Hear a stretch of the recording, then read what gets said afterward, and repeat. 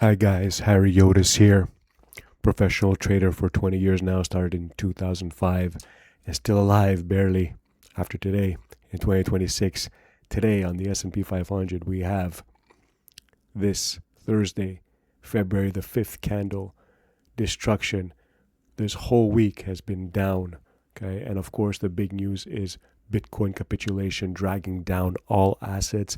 Bitcoin capitulation 2.0, that is, it happened here as well in November, December type, well, October-ish, November-ish of 2025, okay? And this is a repeat today.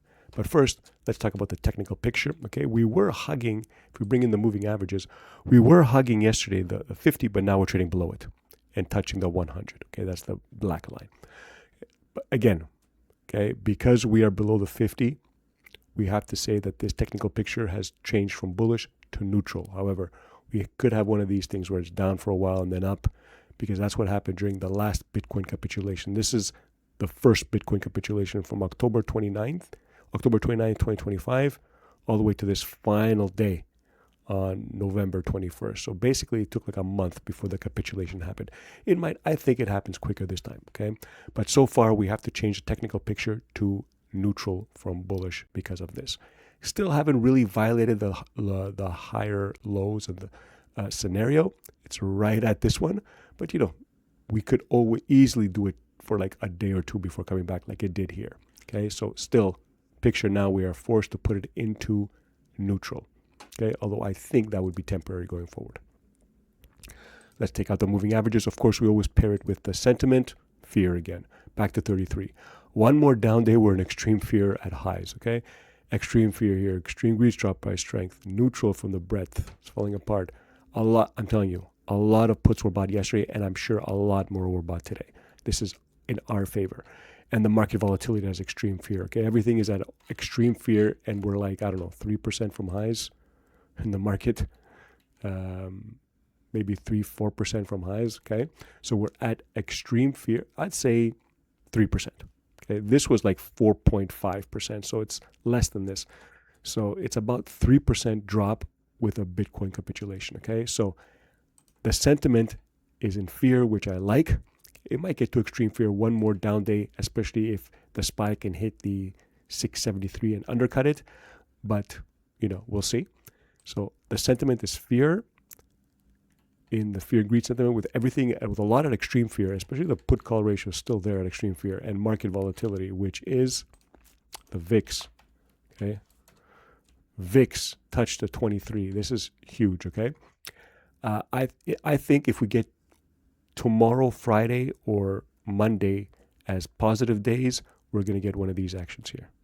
Okay, it can still continue higher. Okay, I'm on the watch. I'm on the lookout for a bottom. We're coming close to a bottom. We're not there yet. It could still spike up higher. We could have 2-3 days of like real fear to push us into the extreme fear territory, which maybe the market will be down 4%, 5% by then. But so far, fear and extreme fear when the market is basically at 3% from highs, okay? And on Thursday, we got the AAII Investor Sentiment Survey, which I like. A little bit less bulls, but a little bit less bears too. Everybody's neutral. So it's basically, we still don't have a lot of bears capitulating, and we still have some bulls sticking around, although it's basically flattish. People just don't know what happens, okay? That's what happens when you have like extreme volatility in these markets. This is an extreme week. Every day so far has been very, very volatile. Okay, and everything is super high. Okay, so before we get to the Bitcoin capitulation, we did have one macro news, and that is the initial jobless claims came in at 231,000 versus 209. It looks like a huge jump, but this has been the average for all of 2025. Okay, so it looks bad, but still within a range, so nothing to worry about just yet. So the macro is not something to freak out about. The 5-year max is basically, we're at the same level for 4 or 5 years now. So we're not at like super highs again. We're not like super rising above the 300, 400, 500K, and jobs going into the negative. We're not there yet. Okay. It's just another pop here. People are starting to freak out. I like it. It's fear at the highs. Okay. So let's get to the big news of Bitcoin capitulation. Okay. This is the big day today. It broke the 73K level, okay? Let's put this here so you guys can see. Look at this action, okay? Breaking this key level here of support in one day, barely any holding onto it. And look at this volume count. This is the biggest volume like ever, especially if you look at the previous capitulation day, which was, remember, last year from October all the way down to November. And look, that last capitulation day in November brought in this much volume. What was it? At least on Bitstamp, it brought in 8.47 thousand Bitcoin, okay, traded. And today we had 11,000. So much higher, okay? We're close to getting the point of capitulation happening. I can't say that. I don't know. You don't know the future. Maybe it could go down to 53,000, another 10K drop. You never know, which would be another support level, huge. But we're in this area of quote unquote support. But you know, what I want to make clear is that with these capitulation events, things like everything gets sold, including the S&P 500. Okay, we saw how the SPY got sold, and you don't really know what levels. You can't really look at levels anymore. You have to just wait for some kind of technical signal that the capitulation is over. For me, it was this high volume day after a huge move down. Okay, and I was confident to buy here. So everything gets sold. S&P 500 gets sold with Bitcoin being sold. Okay, you could throw the technicals out the window. They're just trying to raise cash. Everybody is freaking out. Okay, so that's what it is. In capitulation, you just have to like hold your nose and wait. You can't use technical levels very strictly anymore. This is a unique situation. Okay, and the fact that it might be close to over after after the market not dropping 4% is good. So you have Bitcoin USD getting destroyed. And at these levels, you're going to have the miners like Mara, which I bought yesterday, but thank God I didn't go so big, getting destroyed. Okay, these companies now, that's why I didn't want to get into Bitcoin. I didn't like it. I tried to play a bounce on Mara. It's probably not going to work out. Okay, it's going to cost me very small, but still, it hurts, it pings. I should never go against my feelings, okay? So it doesn't matter. It's a very, very small amount, and we move on. Okay, it doesn't look like it's going to be a winner because this thing could go all the way back down to $1. If Bitcoin stays below 73,000, these miners are not making money, even 83,000. So I was hoping for a pop to 85 here on Bitcoin, BTC USD. I was hoping for the pop in the 85.90. We might not get it. Okay, look, last time it capitulated, it stays monkey hammered. It doesn't really go up. Okay, SPY and everything else goes up, but Bitcoin stays down. And this is why, like, we do have some elements of capitulation coming in with this high volume day, but we will have to wait and see for tomorrow, okay? And we saw that SPY got sold out for Bitcoin, but, you know, everything gets sold, even gold. Gold now. Gold is down like 3%. Okay, it's a very strong asset. I mean, from the highs, it's down basically, I don't know, 13%, 13%. It's very strong. Look, it's still a series of higher highs. Nothing really has been violated, even after this move on Friday. And what was it? This huge move on Friday and then Monday again. It still didn't violate anything. It's still looking fairly, very good, although the volatility is huge. Okay, so gold will get sold out, but this thing will rebound higher. Okay, just like before. Okay, when we saw the move in October here of Bitcoin going down, gold got sold off from like 4,400 to what? 10 to 12%, almost like today.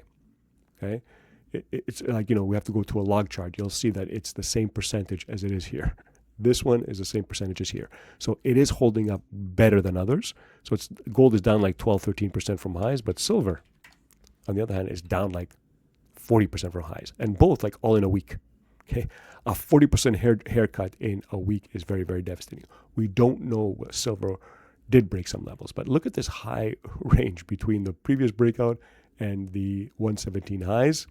It's huge. So you don't know where it's going to settle. We were saying somewhere within here, which is not very comforting. It's like somewhere between $54 and $117 is where it's going to sell. It's not very comforting. So that's why in these times when we have gold and silver this volatile, okay, you don't trade. We say, like, you shouldn't be sad when it's going down, and you shouldn't be happy when it goes up, because it's still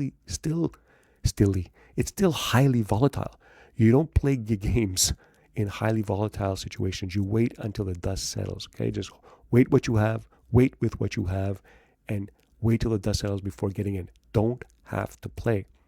Okay, you have to know that you should never get shaken. I mean, I have some gold juniors. I'm not getting shaken out. I'm impossible. I'm just looking to add more swing trades. I'm keeping my long-term trades because I know you have to know value as a trader. You can't just look at price because price does not signify value. Okay, when you see a gold drop from 5,500 to like 44, like $1,000 in like 2 days, you start freaking out and getting out. Okay, but I have juniors, okay, that have like PEAs on them, preliminary economic assessments, that show that their projects are valued like at gold is at 4,800. At $2,000 gold, their project is valued at $650,000 net present value. Okay, and the stock is trading for like $100 million. It's already, 6x below what the net PV of the project is at $2,000 gold. So imagine at 4,400 or 4,500, it's astronomical. It's like a $1 billion NPV, and your company's trading for 100 million. See, when you know value, this price move doesn't affect you a lot. It's like you're holding something that is massively undervalued, even at $3,000 gold. So you don't care if it drops to 44. What you want is for this volatility to drop, okay? Drop, and then you're going to have big institutions coming in again, okay? Because this fundamentals of gold are not done, okay? There's going to be sovereign buyers. It's a global resource war. It's a global war against the dollar by the BRICS, okay? This is what gold is, and don't get fooled by it, okay? Everything gets shut down with the baby goes out with the bathwater, as they say, with the Bitcoin thing. So stay the course. Okay, Bitcoin is down. We don't know where it's going to end. We don't have that much of it. We have very little. We don't even have it's not even 1% of my portfolio. But it's like you have to wait till this washout because it affects things like SPY. Okay, it affects things like SPY, and maybe we don't know. Maybe it goes down again. SPY. I would love for SPY to gap down, open tomorrow, and come back in. Okay, some kind of signal that this capitulation is over in Bitcoin, and that the selling in other assets is over, okay? And we did have one more thing. We had Amazon earnings today, and as you can see, Amazon is down 205, even though they basically were flat. Were flat for earnings, and revenues were beat, okay? So you had a beat on the top line, flat on the bottom line, and yet they're selling it because that's the nature of the market. It's down to $205 versus 222. So what is that, 10%-ish, bit less? So you have like selling event capitulation type action everywhere, okay? It doesn't necessarily mean that it's going to stay there. We'll see. Tomorrow could be a different story. So let's reiterate, okay? SPY, we're not in bullish mode anymore. We are in neutral mode, although I think that might be regulated soon. It all depends based on, I'm looking at the moving averages here. This is the red is the 50. We're trading below the 50. That's why we're neutral, so I'm going to get rid of them. So we just have to wait until the Bitcoin capitulation ends. Levels are not that important at this stage, okay? We also saw the fear ingredient index at fear. One more down day will bring it to extreme fear. We're already at extreme fear in terms of the market momentum. So, and I don't think this Bitcoin capitulation is going to destroy this market. We're not going down by 10%. It's not going to be a crash. It's not going to be like, 2007, 2008 crash, okay? Not because of Bitcoin. Bitcoin is too small of a market to affect it, but in the short term, yes, okay? So we have the AAII come in with high uncertainty, but still the bears are basically neutral, okay, basically average, and so are the bulls. The bulls are slightly above average. So back to average readings, like we said, no euphoria in this market ever. I haven't seen euphoria this whole leg up, okay? And of course, the Bitcoin capitulation, Bitcoin, stay away from it. We don't like it. We don't know where it ends. We're just, hoping that it ends and having signals that it could be over because of this high volume day. We have to see, it could be 2-3 high volume days before it gets over. Who knows? But I think we're getting close to this capitulation being over, but only because it affects our other assets in SPY, in SPY, and of course gold, down about 13% from highs, looking very, very good.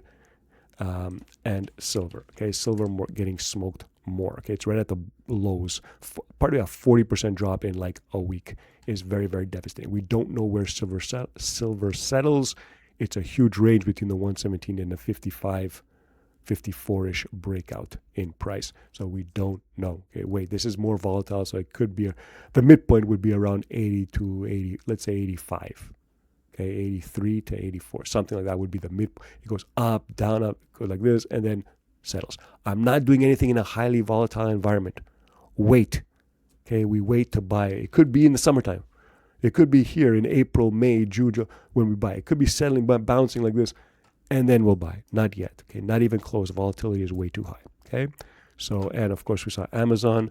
It's just indicative of, even though it's flat, the revenues beat and the earnings are flat, it's down by like 10% ish because of the negative market sentiment. So that's it. Let's see what happens, guys, tomorrow. Okay, waiting to see, first things first, waiting to see this capitulation in Bitcoin stop and where the market finds a bottom. It could be at a technical level. It doesn't have to. It could undercut it before going up. We could still have a gap down open tomorrow, and a recovery would be beautiful. Okay, so that's it. Let's see what goes on tomorrow. These are explosive days, guys. Later.